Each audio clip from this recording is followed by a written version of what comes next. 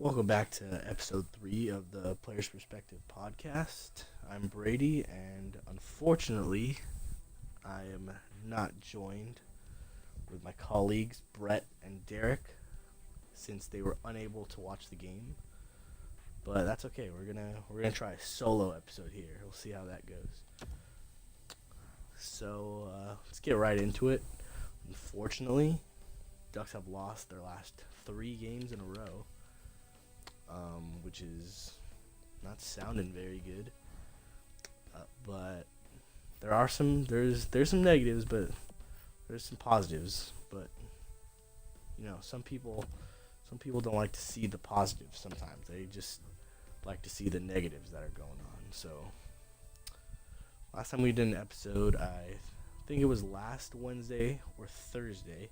It was after the Rangers game. I think it was Wednesday. They won 4-1.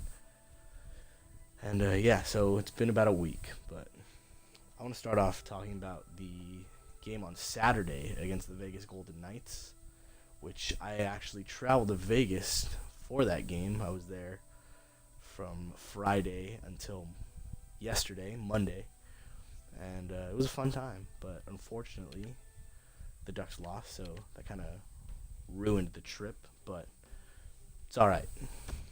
So, we'll start off with that game. And that game, that might have been the worst game I've ever seen the Ducks play in recent memory. I just can't think of any, but they were pretty bad that game. They could not do anything. I hate to say it, but I was a little bit embarrassed to be there. They could just starting off with simple things. They just couldn't even put 2 passes together. They couldn't go tape to tape on a pass. So already they're playing a little sloppy, and they ended up with, I think, less than 20 shots that game to Vegas's 45, which if you get outshot by that much, it's kind of a problem. But let's see, hold on. Let me focus on doing my lines here. Okay. But yeah, they did not play very good, and I think that starts with Getzlaf finally coming back into the lineup. Obviously, everybody wants him back. I want him back. Who doesn't want to see Getzlaf playing with the Ducks? But he did not play very good that game, and you can use the excuse of, he wasn't 100%, but if you want to use that excuse, then if he wasn't 100%, why is he playing the game? Don't put him in if he's still not 100%. He had been skating for about a week already before he actually played in that game, so obviously you got to get used to game speed, stuff like that. But yeah, me and my dad were there, and we were just getting very frustrated with how the Ducks were playing, especially Getzlaf. All we saw Getzlaf do, it seemed like every time we looked at him, he was going to go change lines, sticking his hand up to change lines, signaling to the bench, which we don't like that. We don't like seeing that because we are not very big fans of Drew Doughty, and we see him doing that all the time, and to us that looks very lazy. That you have to signal and throw your arm up to the bench. Just go to the bench. Don't try to act like, I'm so tired, I did all. Just get off. Your teammates will see you. You need to be yelled at the bench to say something. You don't have to throw that arm up like, I gotta throw my arm up here because I'm so tired. But yeah, Getzlaf, he did not have that great of a game.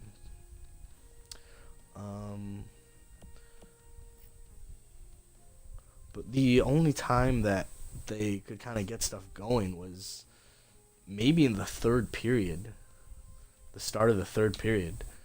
They came out of the third period just really well, skating, and they actually got a goal from Ben Street, which was good.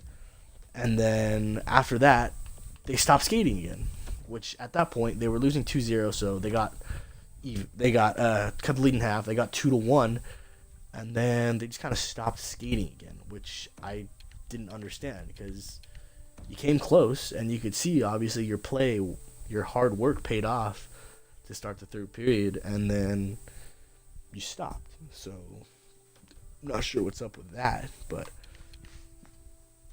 and then they kind of started having a little bit of a pushback again in the third period, but unfortunately, it's too late. You didn't work hard all game, and you expect to win in the third period, even though it was a close game, of course, thanks to Gibby, as always. But yeah, and that's one thing I kind of want to talk about in this episode a little bit is how the Ducks have been playing, like in their defensive end. A lot of people like to blame Randy Carlyle, and I do not understand that. It has nothing to do with the Ducks' systems. There's nothing wrong with their systems. It's just the fact that if you don't work hard and move your feet, of course the system's not going to work.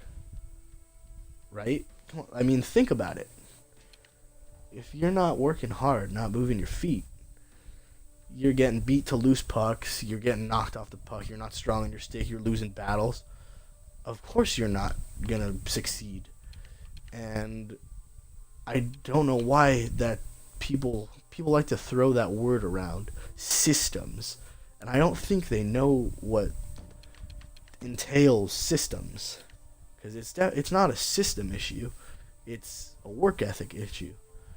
And then there's some times where the Ducks, they'll get close to getting the puck out, and they won't get it out. Like 2 feet away from the blue line, you're always taught to just get it out of the zone, chip it out. Make smart plays.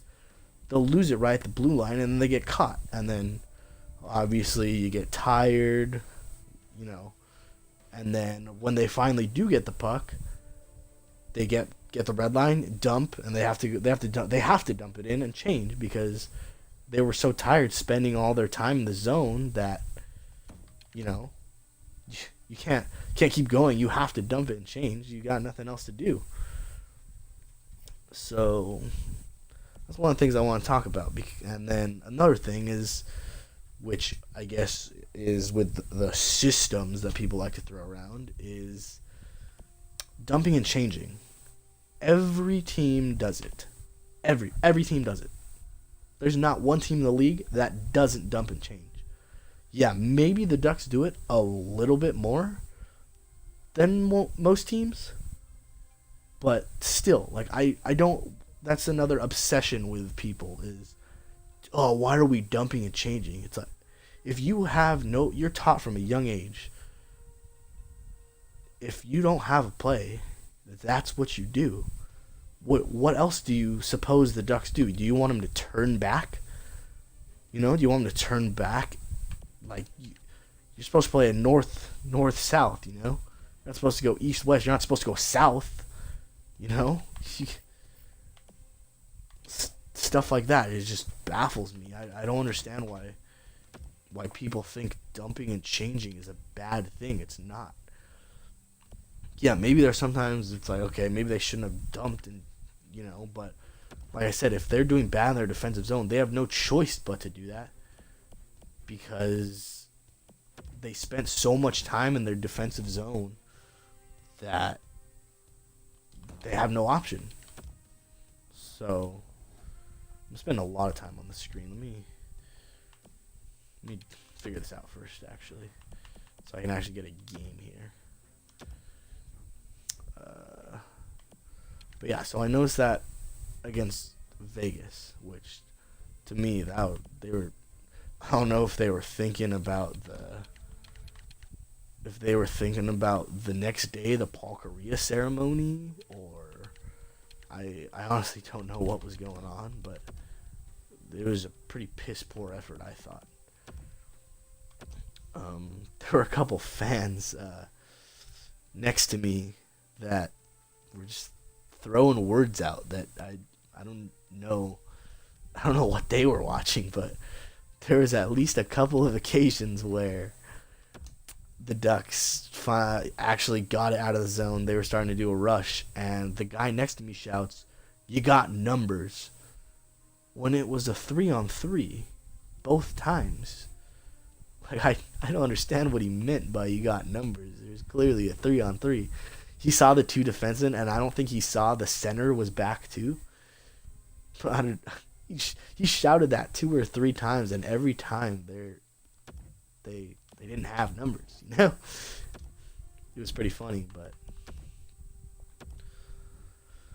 yeah, I think I'm done talking about that game. That was just a bad game, and obviously you don't want to give up 45 shots a game, but the Ducks need to fix that. But so also, okay, am I done?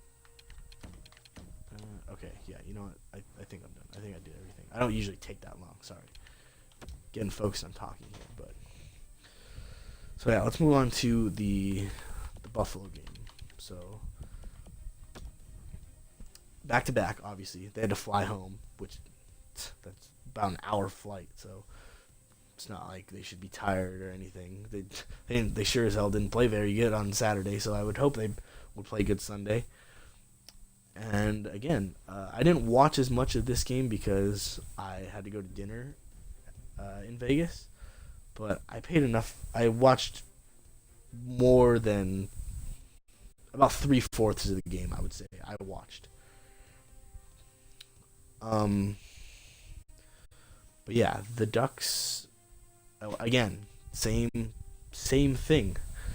Not working hard. I saw it multiple times. It doesn't coming from the veterans, coming from the rookies.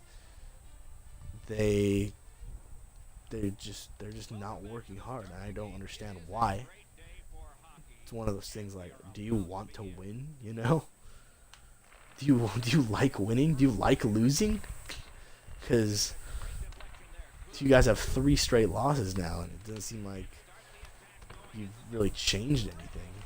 And like I said, it's not the systems. It has nothing to do with the systems. It's about work ethic. Everything in hockey, for the most part, will come down to work ethic. If you're not moving your feet, you're not doing anything. Well, why are you playing? Why are you in the game if you're just gonna stand around and do nothing? But yeah, the Buffalo game.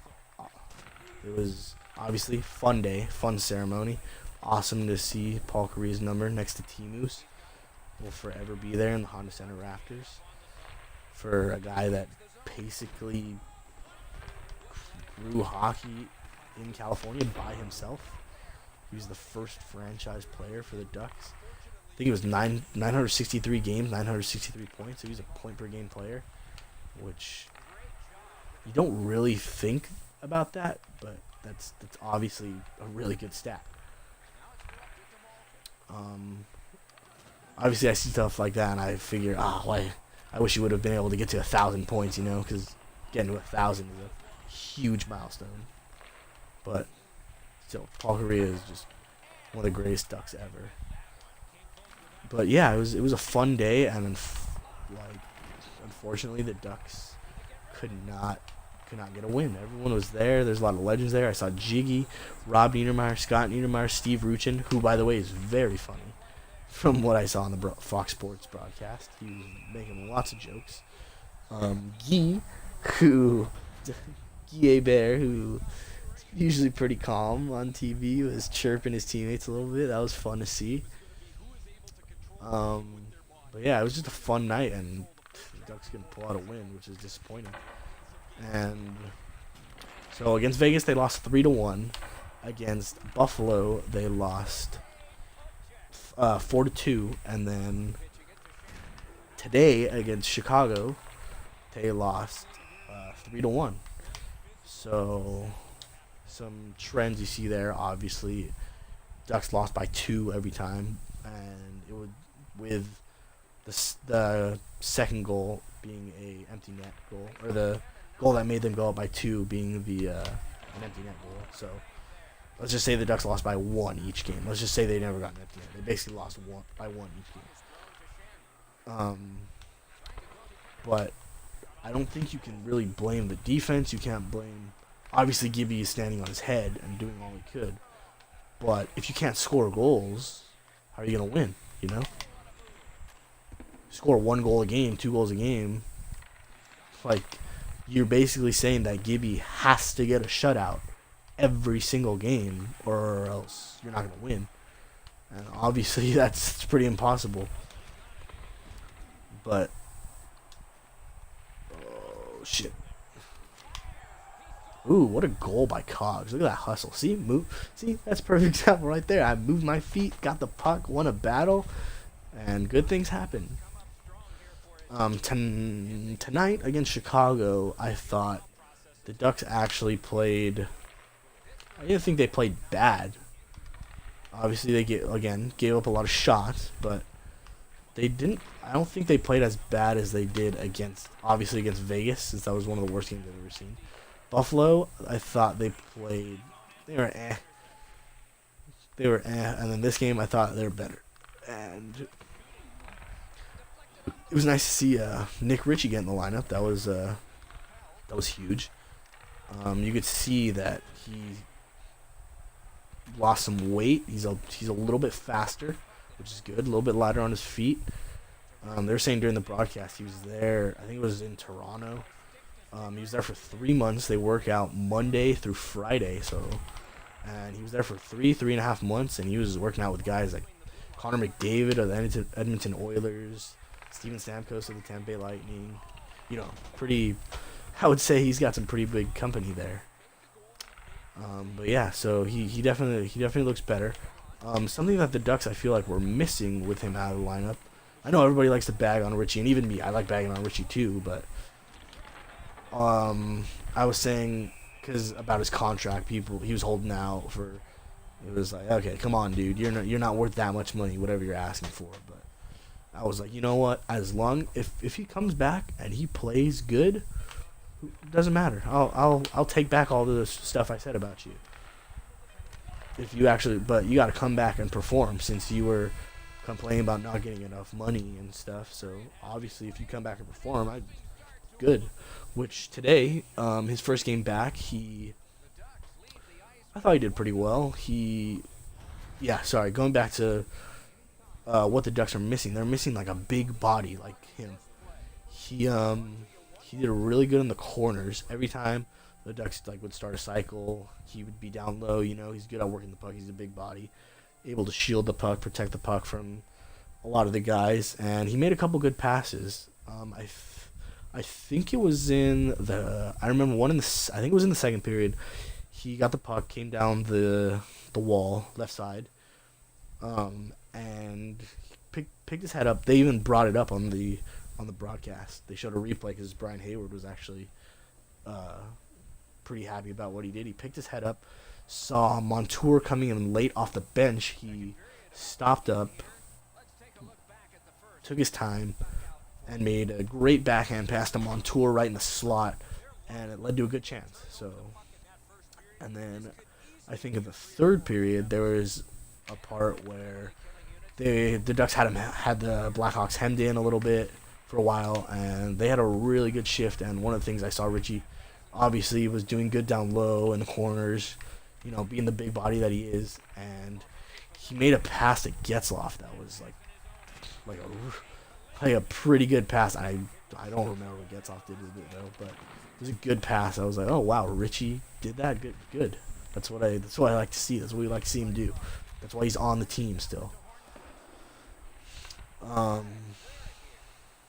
Yeah, I thought he had a pretty good game. Getzlaf, I thought he I don't think he played very good in Vegas. I thought he was iffy as well against Buffalo at home.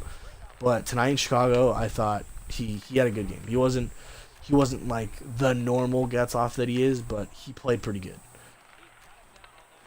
But like I said, people like to bring up, oh, he's not 100%. He's not this. Yeah, okay, that's fine. But if you're not, don't come back or whatever.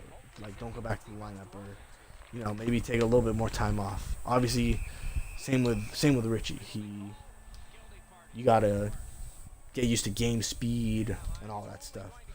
But I think tonight Getzloff played pretty good. The one thing though wrong with Getzloff that you don't normally see, especially if you're a Ducks fan and you watch the Ducks all the time, Getzloff's getting knocked off the puck like kind of easily, which should not be happening to Ryan Getzloff. Like Getzloff is 6'3", like 220, I'm pretty sure, and yeah, like it's almost impossible. Like how many years has he been in the league? You know, like you see him and you know, like when he has the pucks, like it's pretty hard to get the puck from him. You might be able to get the puck from him just based on like lifting a stick, you know, or like getting lucky basically. But Getzloff's a big body. He's strong on his even that lifting a stick, like he's strong on a stick. He's good in the corners. He's big. He's strong. There should be no reason why, unless somebody's bigger than him, should be knocking him off the puck, which is basically nobody on Chicago should be knocking him off the puck. He's way too skilled, way too big, way too strong. It should not be happening. But other than that, I thought he played all right. He's making some pretty good passes. Ooh, he's making some pretty good passes out there, moving his feet. And I didn't see him changing lines all the time, so that was good. Ricard Raquel finally getting a goal tonight. His second goal of the season, first goal since opening night. That was huge.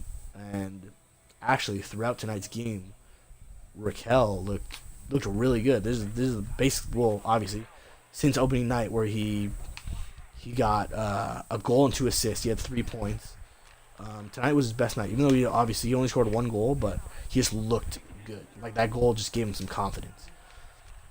Before tonight, he had 4 points in 8 games, and 3 of them came on opening night. So obviously that meant in the next like 7 games, he had 1 assist, and I think that came on Wednesday against the Rangers.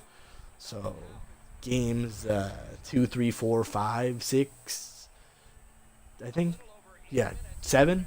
He was invisible. I think me, Brett, and Derek talked about it even on one of the second episode, since we had like a two week gap in between. We're saying Raquel, he's kind of invisible, and I went on a stretch and said maybe that's because he's not playing with Corey Perry, which is totally possible, but maybe Nick Ritchie's back in the lineup, a big body, obviously Nick Ritchie's not Corey Perry, but you got a big body that'll go in front of the net. He's got some good hands when he can.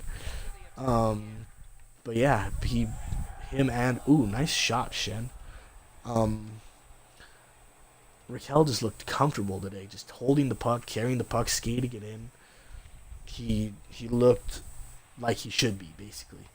And who knows, maybe that was because he had Richie with him. He had a bigger body that could create space and move in the puck so that he was able to make something happen.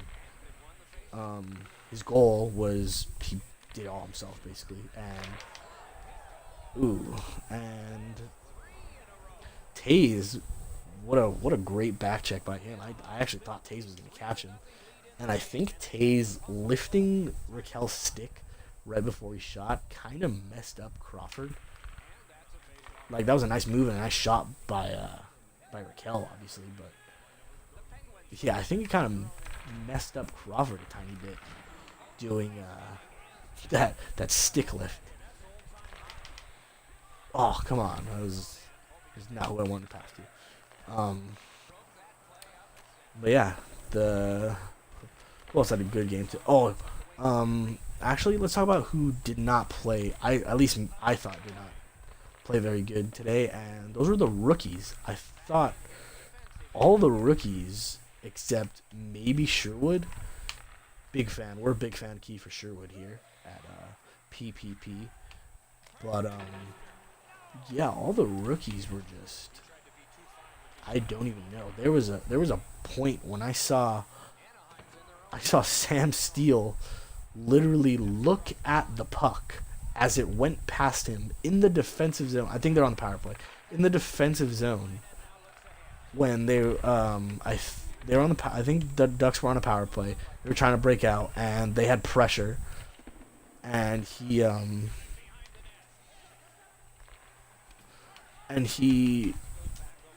shit. Um, Sorry, I looked at my phone. Yeah, he had pressure on him, and he just looked at the puck and like made Hampus get it, and it turned into like a little chance for, ooh, that guy is salty that he just got scored on, and he quit. And yeah, yeah, I don't know what he was doing there, but and then there's another time where also on the power play, it might have been on the same power play. Hampus was behind the net. Blackhawks were changing lines, putting their other PK unit out. The Ducks had their power play unit out already, and Hampus went behind the net for the breakout.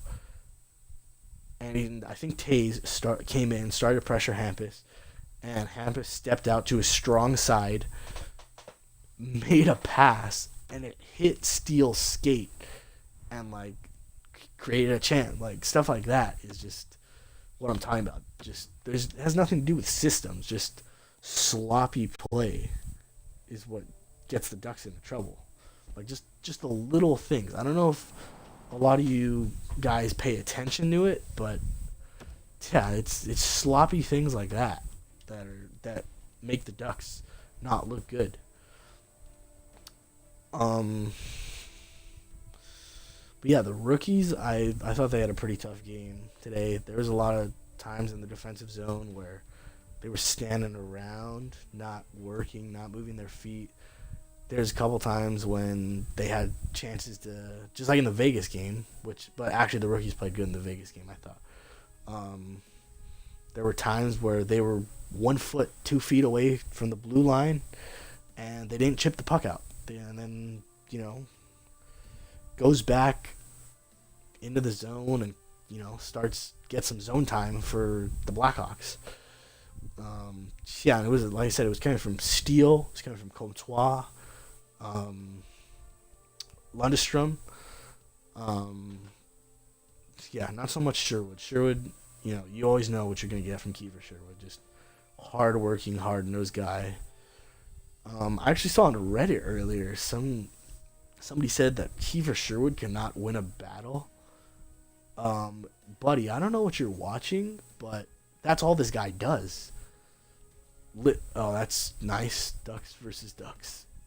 That's fantastic. That's all that Kiefer Sherwood does. He gets in on the forecheck, gets a hit on somebody, makes him cough up the puck, and creates, chances for his teammates. Like, that's what he does. I don't know what you're talking about. Speaking of Kiefer Sherwood, there he is, shown as a left-handed player, and there was Steele next to him, showed as a right-handed player. That was kind of funny.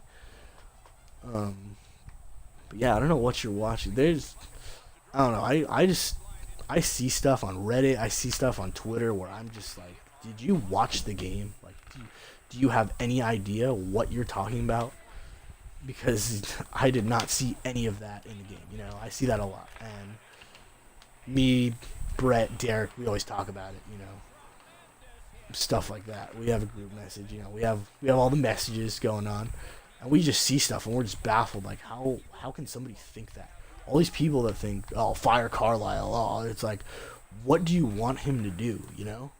Like, obviously the coach and the GM, they put the lineup out there for all sports. They put the lineup out there that they think is going to succeed. That doesn't mean that they're going to, but you can what's the old saying? You can lead a horse to the water, but you can't make him drink.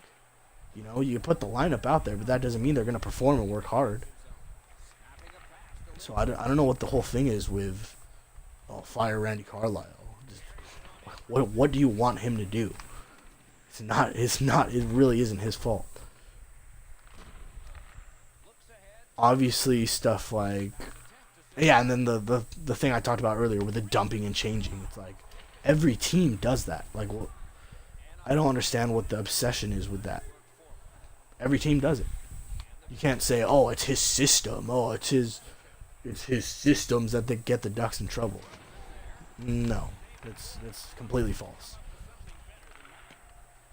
Even when the Ducks were coached by Bruce Boudreau, like Bruce Boudreau is a very good coach, and he has a really good record. And how many times has he been in the playoffs? How many times has he?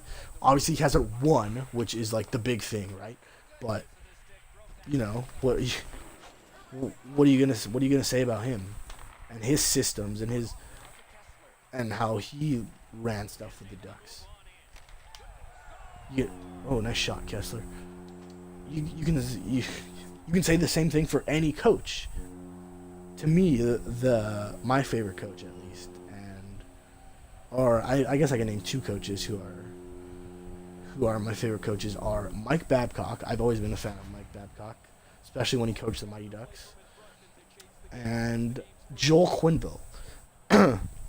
And you know why they're successful coaches? Because they got their players under control. They got, you know, they their players know like how to play under him. Okay, if you want to, oh, it's his systems. Like, yeah, okay, whatever, his systems. But those players work hard. Obviously, they have a lot of skill on their team, especially Toronto. But they also work hard. They got a lot of young guys that work hard, that want to win. They want to win, and you could see it every night. They want to win their games. Ooh. And yeah, it's yeah, like I said, everything in hockey comes down to just working hard. You can be the worst fucking skilled guy,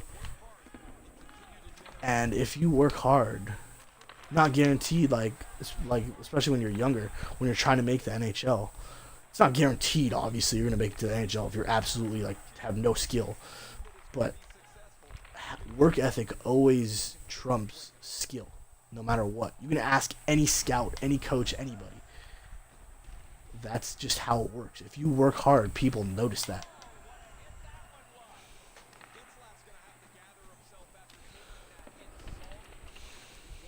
Um, but yeah, stuff like that is just oh, what a goal! Oh, that guy is rattled that that just went in. We just scored that. Fowler. That was really funny. We're gonna look at that in the replay. That was hilarious. But yeah, you saw it tonight with perfect example with Joel Quenneville. Like the players just know how to play under him. Oh, that guy was really bad. That's why I only got +2. Whatever, it's okay. He knows how to coach a team. He knows how to get shit done, and that's what makes them fantastic coaches. Obviously, yeah, their systems play into it, but it's not. It's not about that. It's about your your identity, how you want your team, how you want people to think of your team. Oh, that was a pass too. That wasn't even a shot. Look at Wobbling. Look at Wobbling right there. Just not even paying attention. Trying to hype up the crowd. And then also, that's really ironic that Fowler from the other team is actually who knocked it in. That is really funny. Look at Gibby. Just laying there. Has no idea what's going on. Fowler running into the crossbar. Gets off just like very happy that they just went in. Look at this man. Look at this beast of a man. Hey, they haven't changed his helmet. I don't know how many of you people actually pay attention to gear, but he for I don't know how. Basically, since he came in the league, he wore a 4500. This helmet right here. No visor, except when he had to wear a visor when he got injured, which I still don't understand why he doesn't wear a visor because he's been injured so many times in the face. But he now wears a Warrior helmet. I'm not exactly sure what the exact model is, but it's a Warrior now.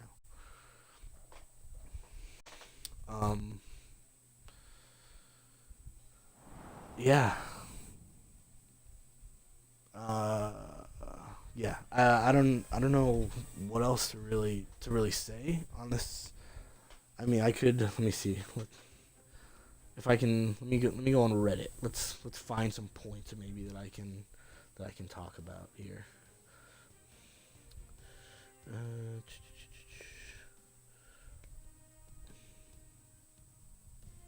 oh, okay. One thing about tonight. Um,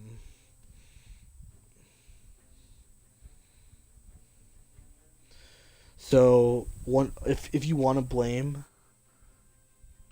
the Ducks tonight on like on anything, you should really blame it on special teams, which actually has not been good for how many games now? Their penalty kill and their power play.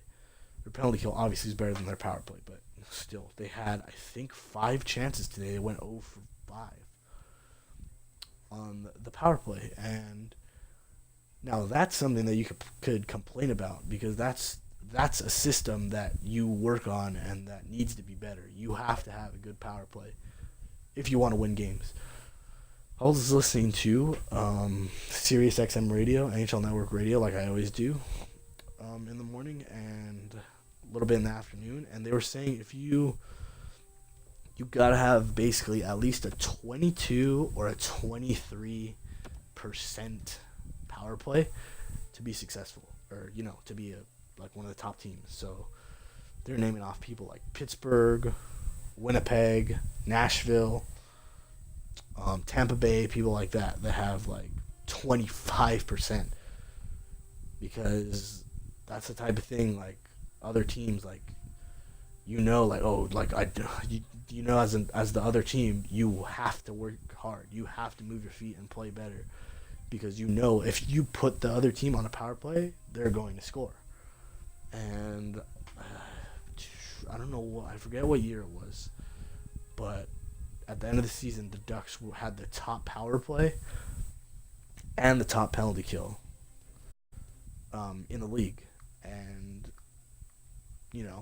that matters. You might not think it matters that much, but it really matters. People are scared to put you. People are scared to put you on the power play because they know if you're 25%. Every 4 power plays, you're gonna score a goal.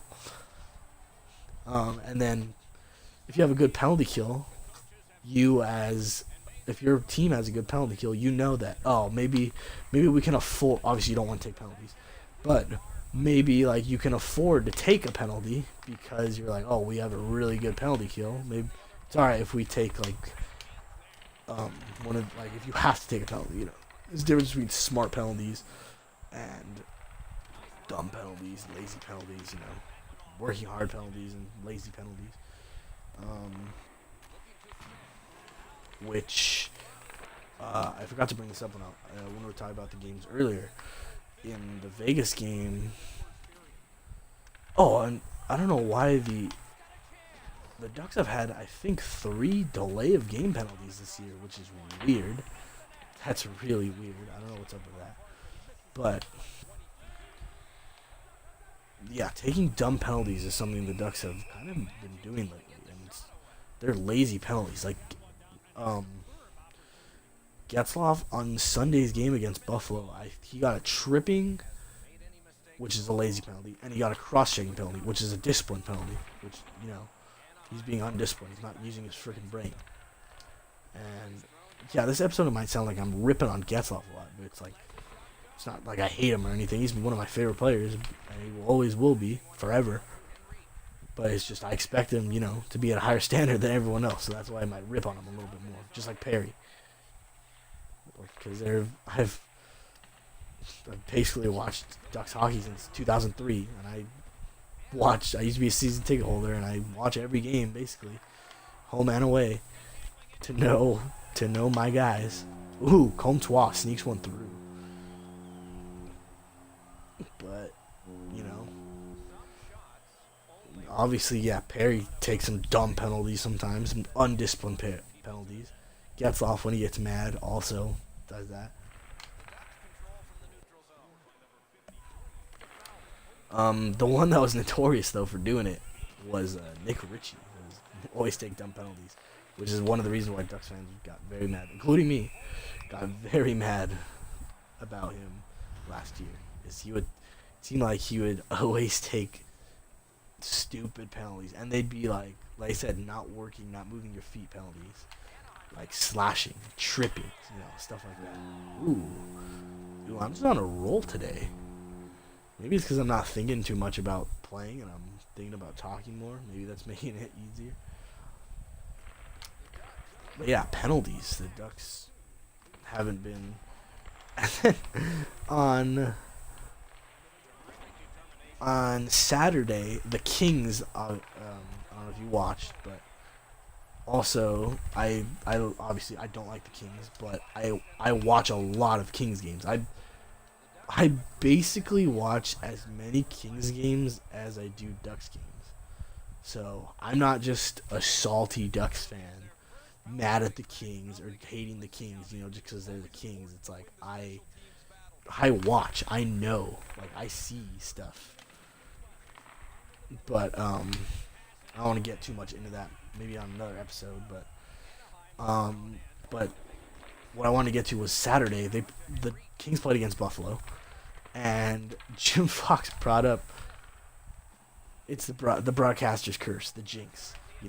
He brought up that Buffalo had not a very good power play, and what happens? I think they scored 2 power play goals that game, 1 or 2 at least, and then also during the game, he was talking about Jeff Skinner, how he hasn't been as good as he should. Jeff Skinner's a great player. And Jeff Skinner ends up scoring 2 goals literally a couple minutes after he says that. He ends up getting a hat trick, actually. Which, the third goal came at the end of the game, empty net. But stuff like that. So Buffalo has bad power play. And then same thing happened the next day, Sunday, when Buffalo played the Ducks. Ryan Hayward brought up the fact that Buffalo's power play is not very good. What happened? They scored the power play. It's like, dude, come on. So that's proof right there that like the Ducks, you gotta stop taking like dumb, and it was off of dumb penalties, But yeah, so that's penalty kill, and then power play.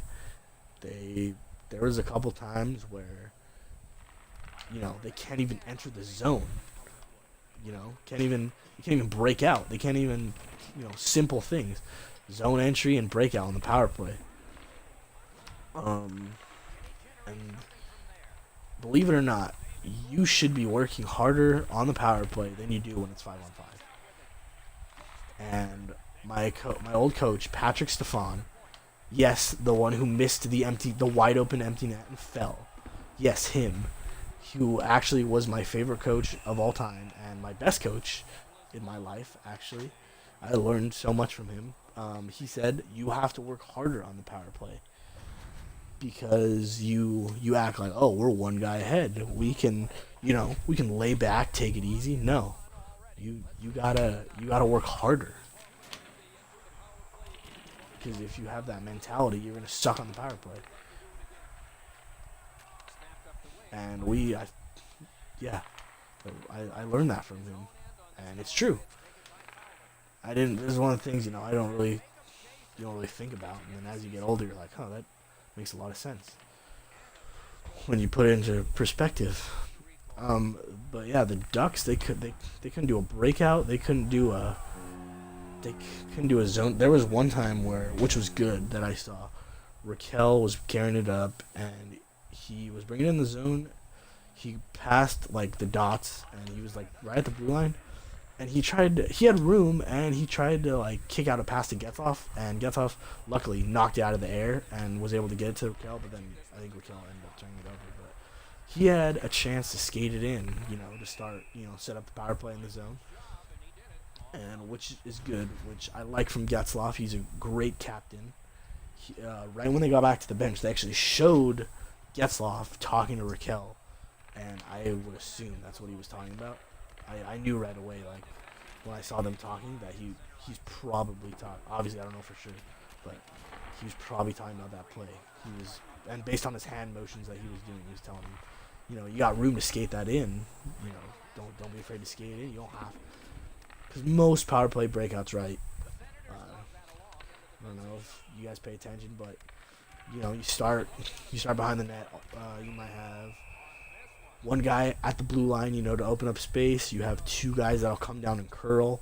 You have the defenseman behind the net that starts to bring it up, and then you have the guy that's behind him. So usually it's like Fowler or Ham. Yeah, on the first power play. I'm talking about the first power play. Fowler is usually the one that brings it up, and he initially brings it up, and if he has room, go ahead, skate it and set it up. But if he doesn't, you do that drop pass, and it's Raquel that's usually behind him because Raquel knows how to skate stuff in, and he has moves. So, but yeah, you drop it to Raquel, and then that opens up room for Raquel with speed since he was coming behind Fowler to make a decision, skate it in, hit the open guy, do whatever. But yeah, today their power play breakout was and then especially towards the end of the game when it was still 2-1. They got a power play late end of the game, and they decided to pull Gibby to make it a 6-on-4, and they couldn't even enter the zone. It was kind of ridiculous. It's like you have a 6-on-4. It's not just a 5-on-4. It's a 6-on-4. You have two extra guys, and they couldn't even get in the zone, and they messed up at least 3 times, and then that ended up costing them as Sod ended up getting the empty net goal. But yeah, the Ducks have given up. Yeah, that if you want to say they need to work on special teams, you want to blame special teams, that's fine with me because I'll blame them too because it's true. Yeah, and then I would think the Ducks need to work on 6-on-4, and obviously if they have power play, and 6-on-5 during practice. You don't need to work on it a whole lot, but you gotta have some strategies. Obviously they take a timeout, talk about what they're gonna do, but you gotta work on it in practice because the last 3 games they've been down by 1 or whatever, and yeah, literally the last 3 games, which are the 3 games that they lost, they've been down by 1 goal late in the game, and they pull a goalie, and they can't even get in the zone. They can't set anything up. So, actually against Buffalo, they did have really good chances to, but against Vegas and then tonight against Chicago, it's like they couldn't do anything. So, one of the things that they should work on is that, which that's not even Randy Carlisle that does that because they have power play. They have power play specialists. They have penalty kill special teams guy. Obviously, yeah. I don't know if you guys pay attention to that, or for anyone listening at least. It's not obviously Randy Carlisle is the head coach. He oversees everything, but he's got assistant coaches. He's got special teams, power play. There's other guys that play, and it's not just the head coach that does everything. And then obviously, the head coach is actually an extension of the GM because the GM can't do everything. So most things, come down to the GM actually, if you didn't know, is the one that does the lot. Obviously, he talks about it with him and the coach talk about it before the game. Practices, morning skates, they talk about what the lines are going to be. But the GM makes the moves. He decides who comes up, who goes down. He decides the lines. The coach is literally just there, to do. If the GM was able to if the GM was able to do it all, obviously, he would be on the bench too. But that's just not how it works.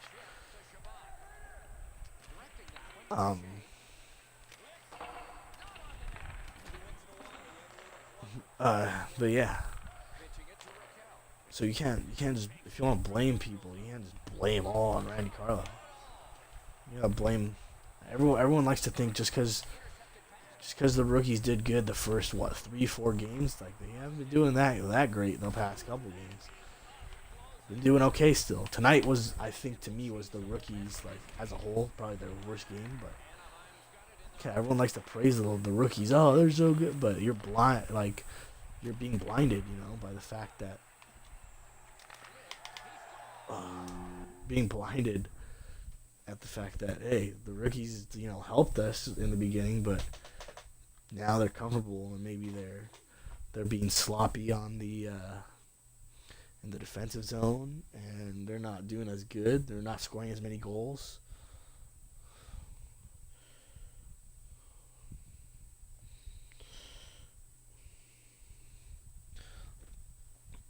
Um, but yeah, you can't. It's a people like it's 10. I think it's 10 games in now, and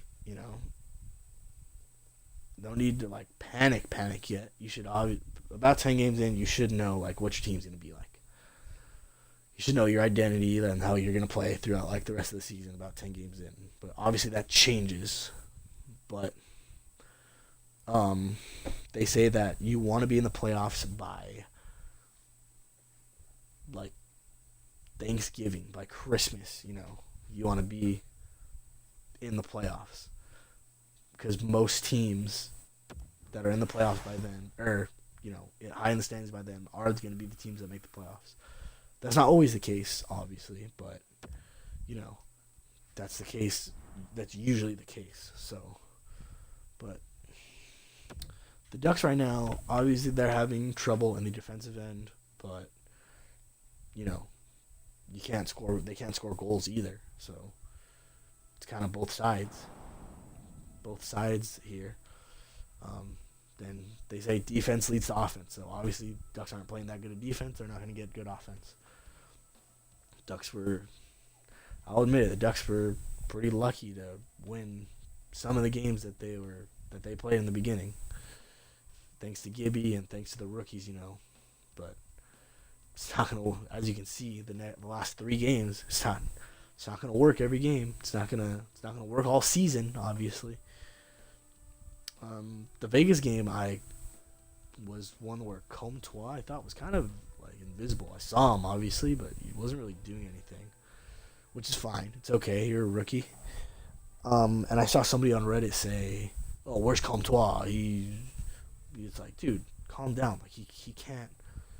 He's like, "Where's Comtois been?" It's like, where's he been? He had one bad game, Like he's a rookie. He's fucking 19 years old. I think he's 19 years old. Still has a lot to learn. It's okay. He had 7 points in 6 games or something like that. Or it's like he can't do it all himself. And then that line of Comtois, Silverberg, and Henrique was on fire. And it sucks that maybe that's actually might contribute to why Comtois hasn't actually been, and Henrique too, haven't been playing as good as they were the past couple games because Silverberg's not there anymore. Silverberg was leading the team in points when he got injured, and he's a huge part of the team. So they were basically the best line. Comtois, Henrique, and Silverberg, they were doing it all. And even when Getzlaf was out, even when Getzlaf was in for a couple games, but when Getzlaf was out, Raquel wasn't doing anything. Silverberg, Henrique, Comtois, they stepped up and they took charge, But they can't do it all every night. It's got to be a team effort, a group effort. But yeah, I think that's about it for tonight. Ducks play another game on Thursday at 5:30 again against the Dallas Stars at 5:30.